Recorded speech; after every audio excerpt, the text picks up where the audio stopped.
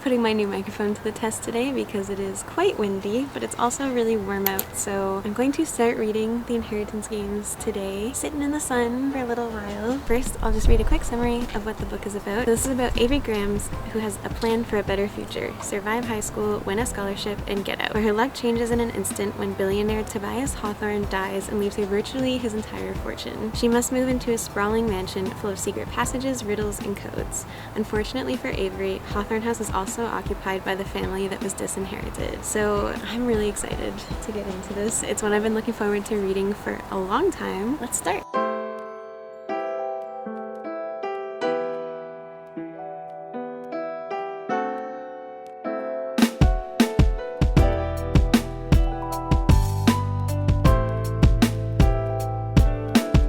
Friday. I have read a pretty decent amount of the Inheritance Games, honestly. I read most of this on Wednesday night when I started it, and I'm really loving it so far. I really like that it's short chapters because it makes me feel like I'm reading it faster, and I really like Jennifer Lynn Barton's writing style so far. Like, this book has actually made me laugh multiple times, which is great. I really like our main character, Avery. I think she's a really cool, fun, interesting character. I'm really enjoying this. I'm probably gonna go sit outside and read for a little bit again because we will not have weather this nice for a long time from now, probably, and I'll update you guys later.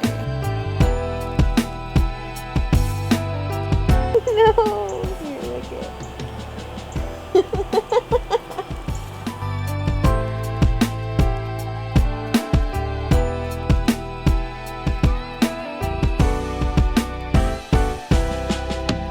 For a couple hours earlier, so I'm like maybe 3/4 of the way through, 2/3 of the way through. Let me see. I'm on chapter 59, which is kind of crazy. Like, this book has a lot of chapters, but like I said earlier, I kind of love that. I am very invested in this. I might finish it tonight. I would like to finish it tonight, but I do have to edit a video, so we'll see how far I get. Right now, I feel like it's a little bit of a love triangle between Grayson and Jameson and Avery, and I honestly don't know which one I like better, and they're all kind of sketchy a little bit, which, you know, adds to the mystery, so I love that. I assume she's gonna end up with one of them, right? So I don't know if I feel very strongly about which one it's gonna be yet, but we'll see. I also, because I have the physical copy of this book, I decided to start annotating my book, which I've never done before, and I don't really know how to do it. And I guess there's no right way to do it, but I've basically just been going in with a highlighter. I think it looks really cool, and it's fun to look back on.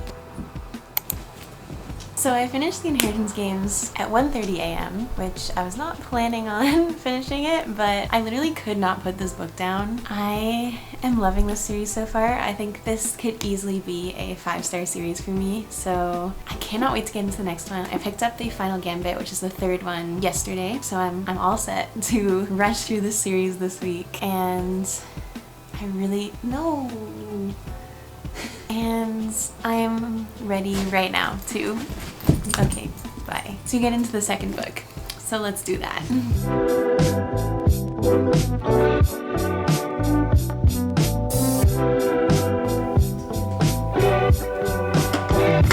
It was you all alone that kept me safe from danger. I'm no longer a remainder. Want to return the favor. You tell me I don't need to. I'm set free from misbehavior. Now I start to realize your grace brings me to life. No longer I believe all of these lies. I come to all my senses, drop down on my... So I'm about 60 pages into the Hawthorne legacy, 66 to be exact, and I'm really enjoying it so far. You get into the action of this book immediately because it picks up right where the Inheritance Games ends off. I got into it really fast, and again, short chapters makes it feel like you're reading even faster, which I like. I actually really like almost all the characters in this book. I feel like the grandsons sometimes are a bit over the top personality wise, but I think it's fun and it fits the vibe of the book. So still don't know if I'm team Grayson or Jameson. I keep switching back and forth, honestly. So we'll see if this changes my mind at all. But I'm gonna read a little bit now. And no end inside. The cycle seems to... I Xander might be my favorite of the brothers, honestly.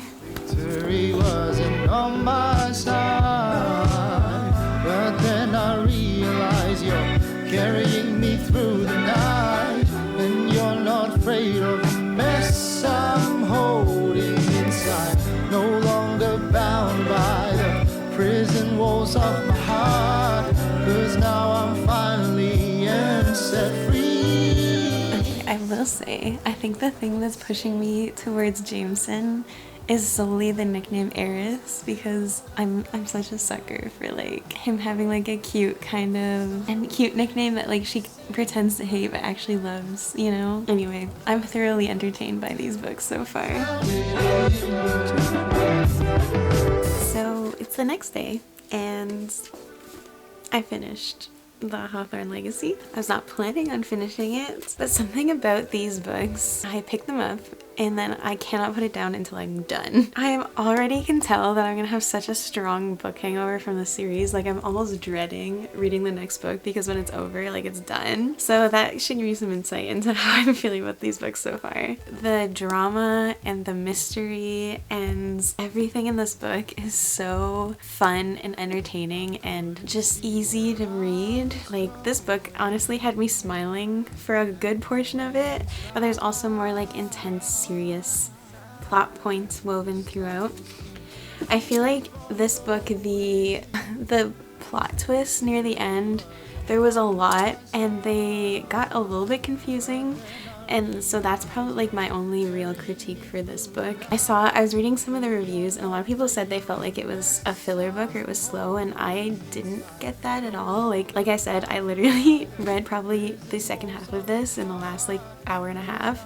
I think this book solidified that I am in fact Team Jameson, but I just, I don't know. I'm not normally like the biggest fan of love triangles, but it's good. In this book, I'm enjoying it. I think it's fun. They both kind of have like very distinct personalities that are kind of closed off, but like they have a soft spot for her, you know, like I'm eating it up. So I'm gonna start this third one probably tomorrow, because if I start it tonight, I will not go to sleep.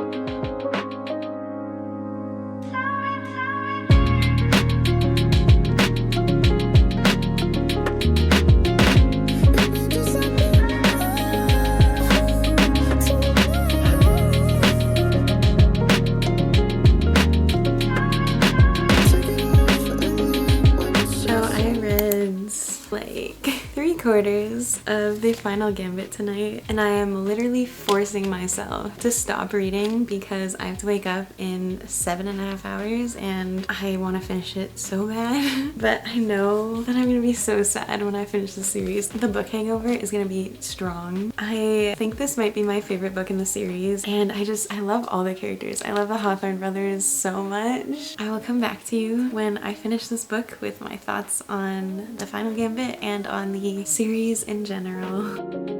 If you only knew what I'm prepared to, but I hesitate and I don't wanna leave this way.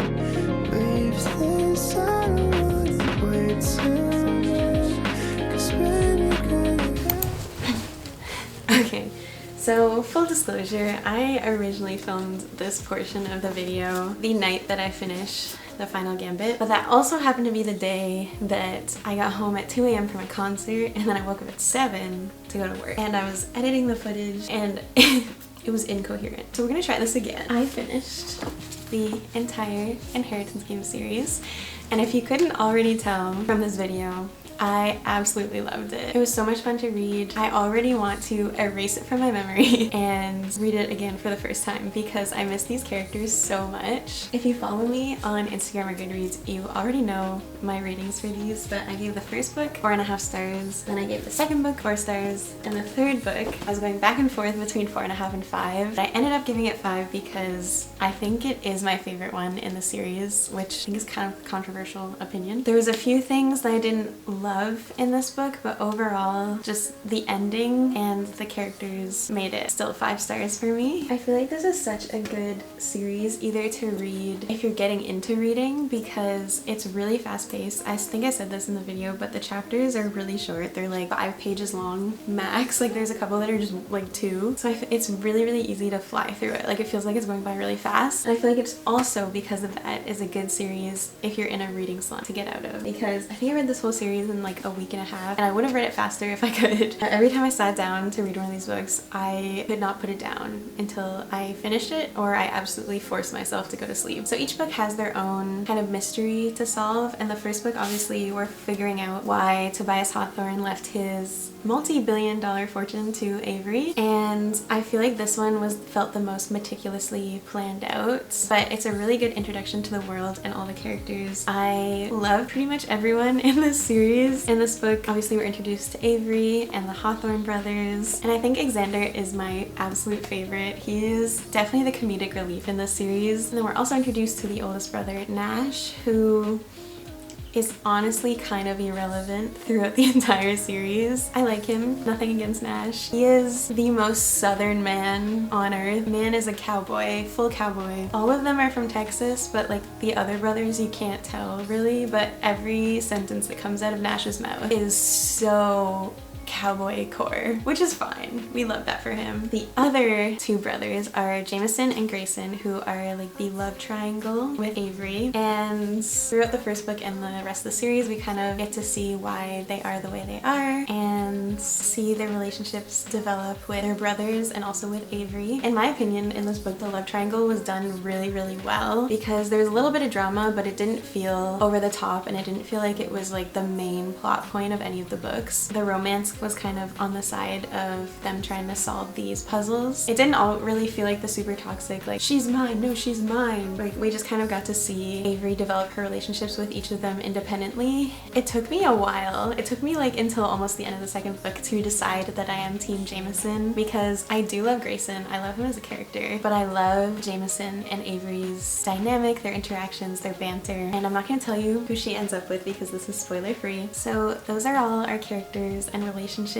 The second book follows a different puzzle that Tobias Hawthorne kind of left to some of his actual family. They end up traveling a little bit, trying to figure out why Tobias Hawthorne did what he did, and learn a bit more about like the dark family history of the Hawthornes. So this one, to me, sped through it, loved it, read it in 2 days. However, the climax of this book felt a little bit rushed to me. Like certain things kind of felt like they came out of left field, and then it was resolved really quickly, which made it a bit anticlimactic. But I still give it 4 stars because the relationships and characters in this book just like fully make up for it, and it's still really fun to read. There's lots of games that they're playing.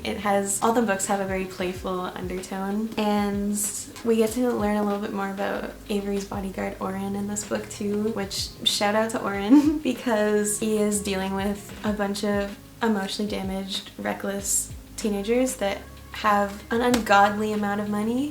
So he's out here just doing his best. And then the third book I feel like had the highest stakes, which made it really interesting to read. Again, we get even further character development and development of relationships in this. I love the family slash kind of found family vibes in these books. That makes them just such a pleasure to read. The humor and the banter in all of these books was so up my alley. It literally made me laugh out loud a couple times. My only qualm with this book is, again, kind of like the second book, it felt like the final climax was over like that. So again, it felt a little bit anticlimactic because the actual like final build-up in this book, the chapter was literally a page and a half. And then it was over. But the ending of this book was absolutely perfect in my opinion. I loved it. I think everything that happened made sense for all the characters. It was a really fun ending. Overall, this is like a 4.5 star series for me, which is very good. And it's definitely one that they should make into a TV show or a movie, because I think they would be so good in that format, but also that I will definitely be rereading